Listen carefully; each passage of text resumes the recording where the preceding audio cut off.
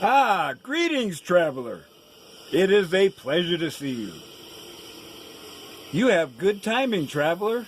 The weather has been pretty calm the last few days. But with my augmented vision, I can see a storm is on the horizon. Excuse me.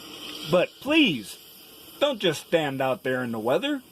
You are more than welcome to enter my humble abode and share the fire with me.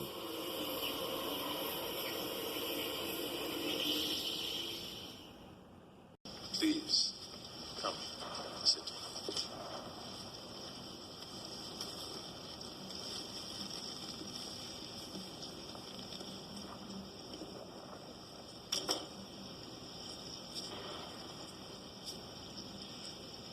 I imagine that right now you're feeling a bit like Alice. Tumbling down the rabbit hole. You have to see it for yourself.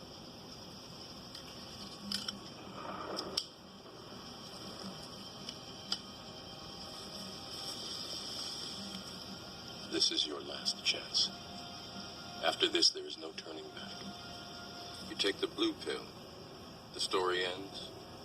You wake up in your bed and believe whatever you want to believe. You take the red pill. You stay in Wonderland. And I show you how deep the rabbit hole goes.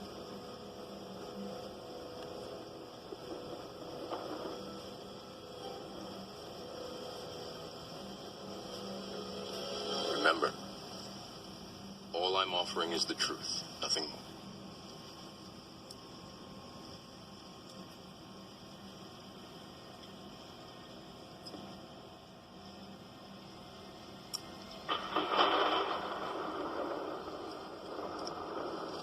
Follow me.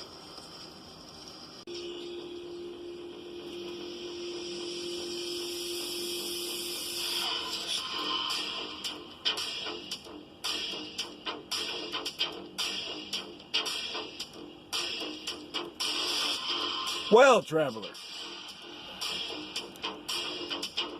living life in the brutal honesty regime is not easy. Think about it. What is it that you have to give up when you're using chameleon skill to survive? Lack of friends, lack of funds, lack of time, interference. These are things that prevent one from achieving self-actualization. It is only now, in the twilight of my life, that I am able to do so. Basically, I am an honest person. I was a passive nerd, glad to have the few people around that I could interact with at all. There were very few opportunities to share the real me.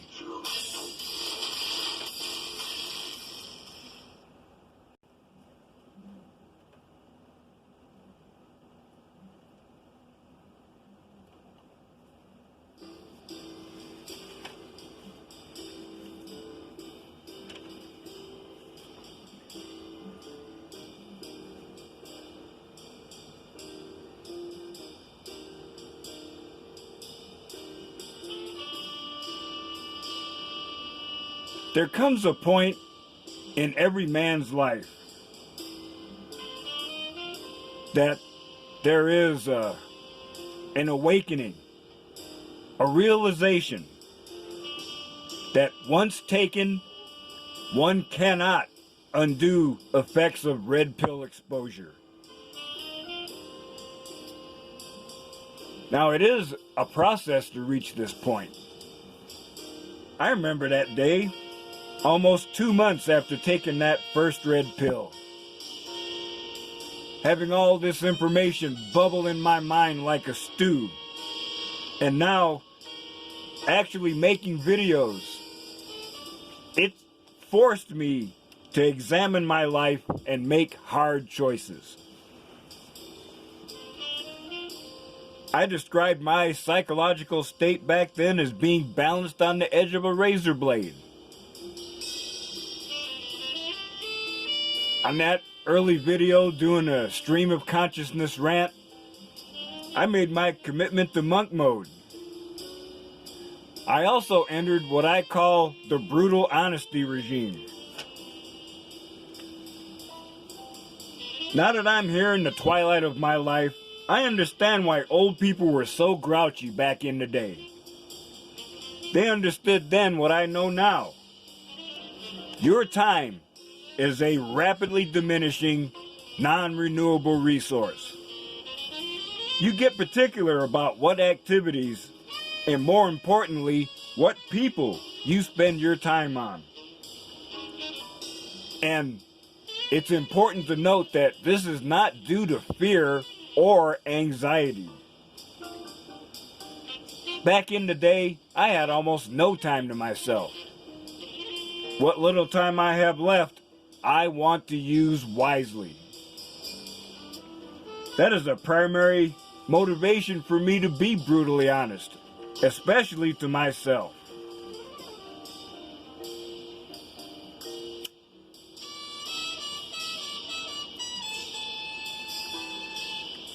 One of the hardest things any man who has taken the red pill must do is make an acknowledgement. One must reconcile with your core being that there is no going back. Although one can rage against the tsunami, it will not stop. What is seen cannot be unseen. What you know cannot be forgotten. And yes, it is a burden, but it is bearable in a good cause. Why turn back? It is a simple choice. The blue pill of lies or the red pill of truth. Turning back brings grave risk to bodily integrity, mental stability, and spiritual fulfillment. As I have said elsewhere, the red pill is an enzyme or a catalyst. It is an aid in transformation.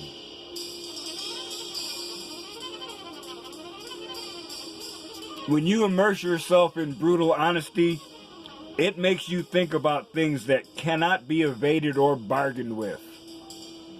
Most importantly, physical death. The time may come where death is transitory and temporary.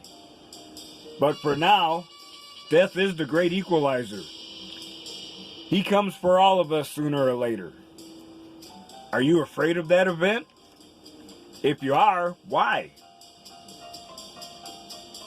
When one is in the twilight of life, the sense of mortality looms large. I do not embrace my upcoming demise, but I have no fear.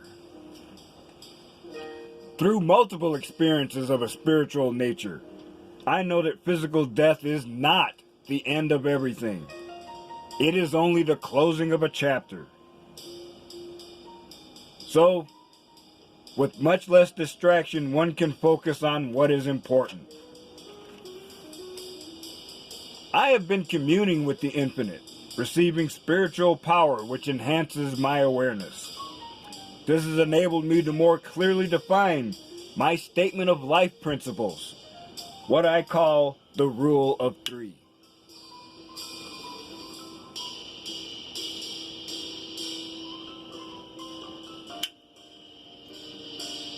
First, have faith.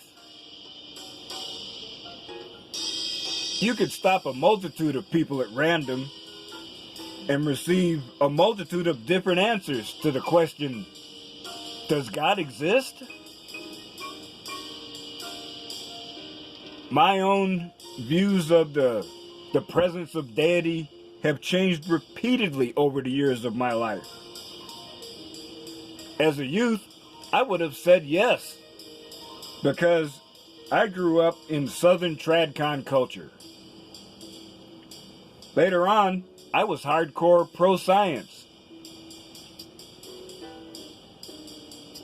And I actually returned to Tradcon structure again for quite a few years as a Mormon. Now, I call myself spiritual rather than religious. Trying to live up to TradCon expectations and having others not only fail to do so, but attack me for my own failings, soured me on organized religion. Still, when one recognizes that life itself is an act of order and structure against chaos and entropy, one seeks to understand. Man seeks to impose order on chaos, to understand what he experiences when he has limited and inadequate information. This is the basis for mythology and religion. Most people say religion and morals are Siamese twins. However, I discovered that you do not need religion to have morals. If you do not have morals, you are lacking empathy, common sense, and enlightened self-interest.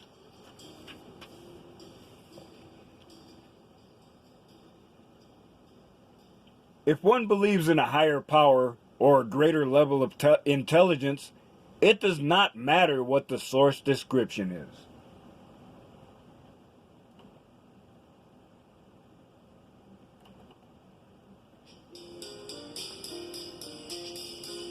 Is the source for our existence the Latin phrase creatio ex nihilo, or creation out of nothing, as the Catholics espouse?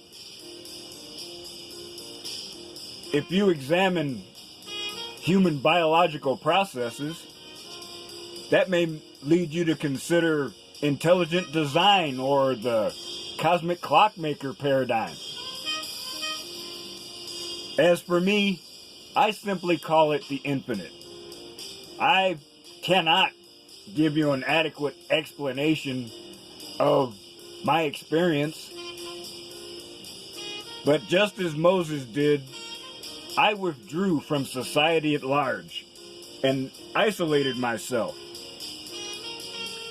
Just as he did, I had more than one encounter with that presence from beyond the veil. It has given me power, clarity of thought, and firmness of purpose.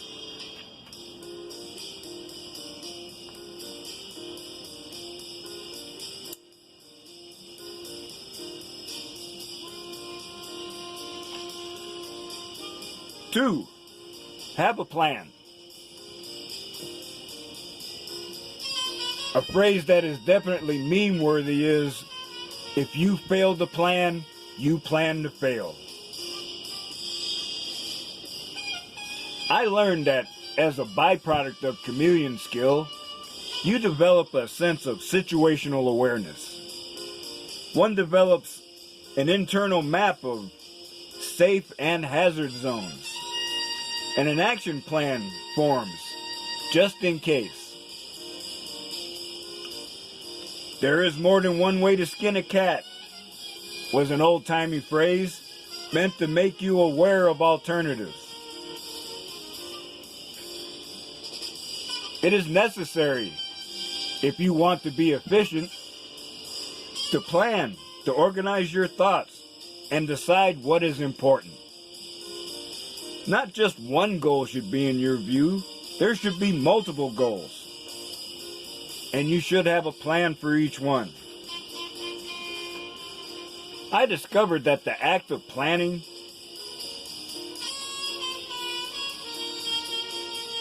it does help keep you centered, balanced, and focused. However, you've got to be aware that circumstances can change. Even if you have to abandon plans already set in motion, the very act of planning keeps you prepared and ready to act on new information.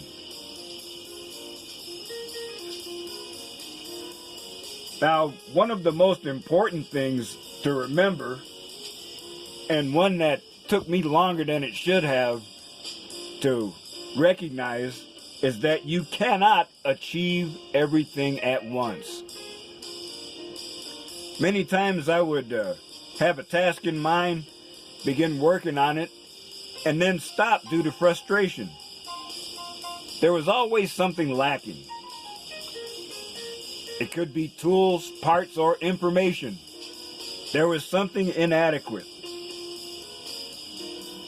preventing me from reaching that ultimate goal. So I'd stop, or often never return to that task, or sometimes not even start. Of course, I know now that that attitude is defeatist and self-destructive. There are two things I do now to bypass that attitude.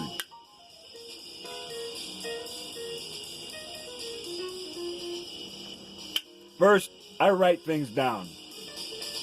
I may misplace the papers a lot. Believe me, I've got boxes full of notebooks where I've written stuff down. I've even written stuff on random pieces of paper and misplaced it. But I come across it again. So I'm reminded of the goal that I had in mind. And now with new information, I can decide if that task I set for myself is valid or not. Second, I know ultimate success is built on a foundation of previous success, failure, and experience. A computer programming guide gave me some invaluable advice, but it was years before I saw it could be applied to everything. It's a simple yet profound phrase. Define the output.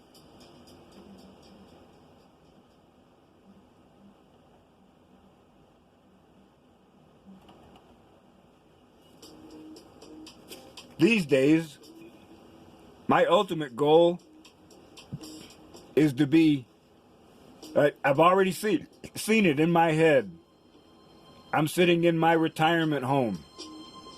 My two waifu companions are near me, and I'm looking outside the windows at a blizzard, but I'm toasty warm inside. Now, unless I hit the Powerball soon, I'm going to have to do it on my own with minimal funds. Now, I know that is a long-range goal, so I've broken it down into smaller parts. Paying down debt, increasing savings, starting a home business, and becoming a minimalist. All those are secondary goals, but their achievement is vital to the primary one. For that reason, it doesn't really upset me that I cannot achieve total success in something or even a task completion in a quick or timely manner. Working on one task that increases my ability to perform others is still a step forward.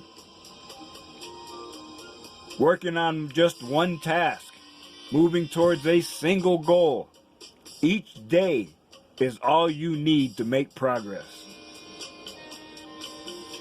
It does not matter if snails are doing NASCAR laps around you like they're at the Oval at Bristol. Are you centered, balanced, and focused? Are your eyes on the goal? Facing the right direction is of supreme importance.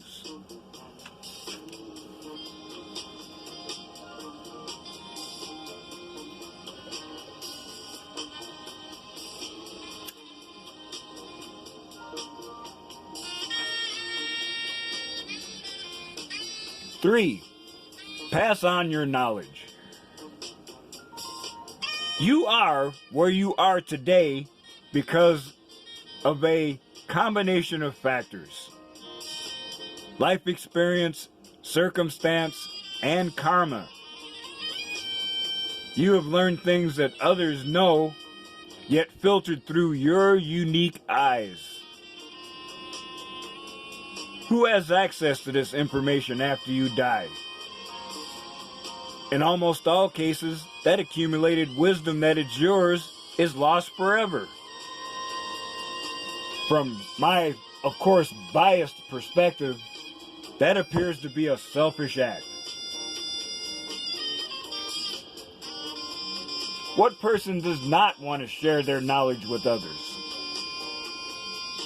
Believe me, if my imparted knowledge helps another brother avoid a landmine or a pit trap with punji sticks, and that helps him get a little closer to his destination, it is worth the effort. Now, I have done, I have done this in a formal setting. Here in Idaho, you only need a high school diploma to be a substitute teacher.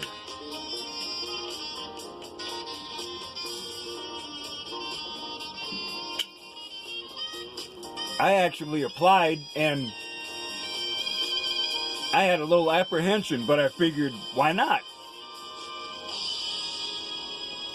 Now, they took my fingerprints and checked me out against the National Criminal Database. But I'm already a veteran. They have my print, so I'm not worried. Besides, I've done nothing to be ashamed of, or nothing that would disqualify me from doing that. So eventually I was accepted. And I taught in every grade, kindergarten through high school. I've worked in the resource room with students that needed extra help. I've assisted with special needs children. That was rough because you have to keep a tight control on yourself so you do not get them upset. I even volunteered to go places like the alternative high school and juvenile hall, where most substitutes don't even want to go. I do not care where you are. If you are willing to learn, I am ready to teach. That is a primary reason why I'm still producing content. I am a teacher, and I am also a student. I consider myself to be a modern-day Renaissance man, ready to teach or learn almost anything.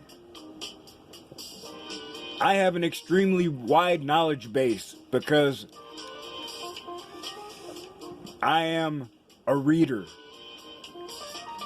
You give me $20 and put me in a used bookstore and I'm a happy camper.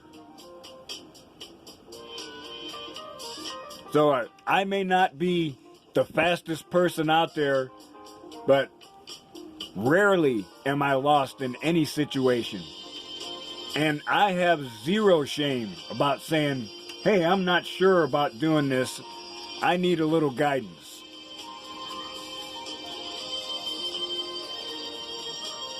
Karma compels me to pay it forward. So I must present myself as being available to teach. Now, I do not demand that people submit to my authority. Rather, I only offer myself to people that are willing to learn. I do not use any techniques involving compulsion or torture. A man secure in his own talents and skills does not need to do so.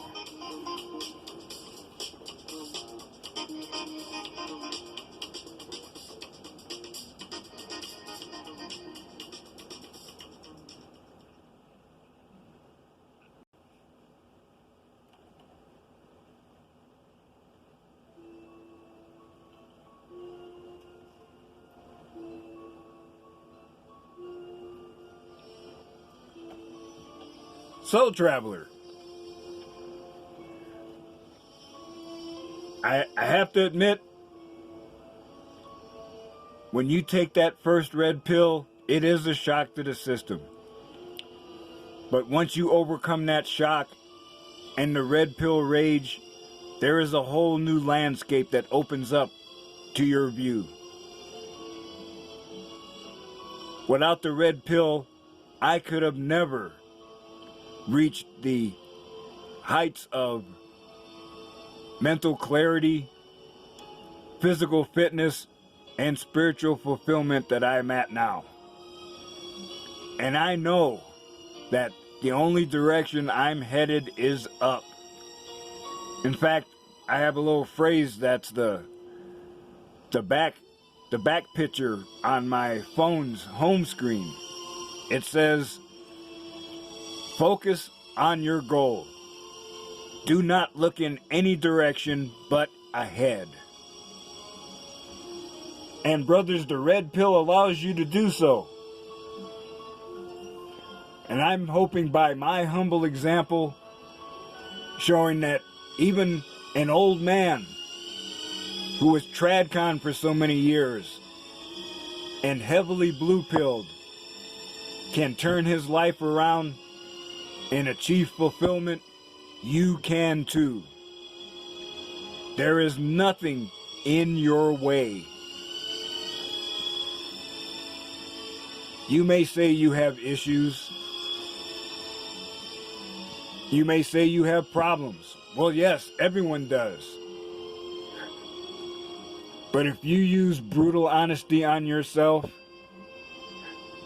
and decide that they are nothing more than minor and temporary obstacles, you will improvise, adapt, and overcome.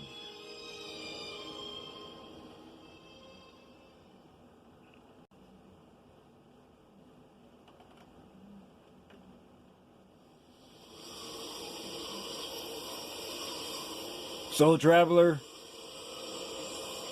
I hope you will think about what you heard here today, and as you continue on your journey, remember, I still say, some of the best days of your life haven't happened yet.